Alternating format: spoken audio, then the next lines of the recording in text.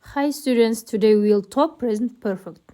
Яғни өткен шақта болып кеткен, бірақ қазіргі сәтпен байланысты іс-әрекеттер. Мына жағдай талдап көрейік. Мен есіктің алдында тұрмын, бірақ есікті аша алмаймын. Себебі кілт жоқ, демек кілтті жоғалттым. Бұл жағдайда бізде кілтті қашан, қай жерде жоғалтқаны емес, қазіргі сәтте кілт менде жоқ екені маңызды. Демек present perfect жағын қолданамыз. I have lost my key. Өзіміз білетіндей, етістіктер дұрыс және бұрыс болып екіге бөлінеді. Дұрыс етістікке өткен шақта етістікке ed жалғану арқылы жасалады.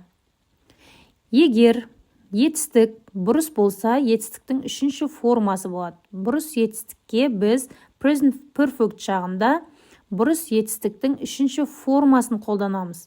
Яғни үшінші форма немесе past participle деп аталады. Present perfect жағында болымды сөйлем. Subject plus have has plus past participle.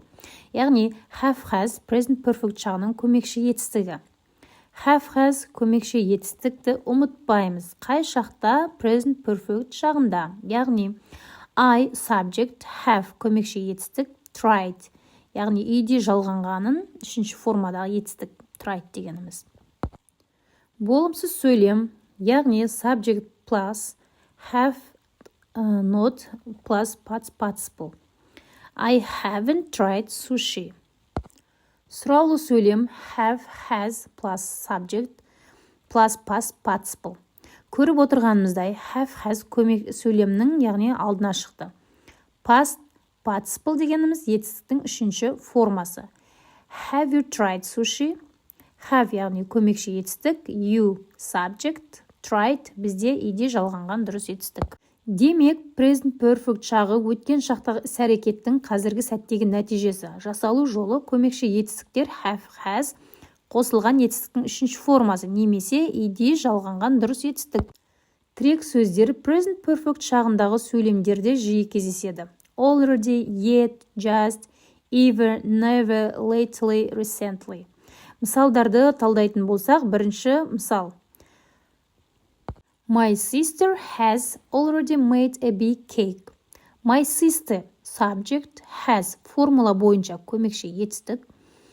Already бұл тірек сөз, made бұрыс етістік, яғни үшінші формасы. Екінші мысал. You have grown since the last time I saw you. You бұл жерде subject, have көмекші етістік, growing бұл бұрыс етістіктің үшінші формасы. Келесі мысал. I have seen that movie. I subject, have дегеніміз бұл көмекші етістік. See, saw, seen бұрыс етістіктің үшінші формасы.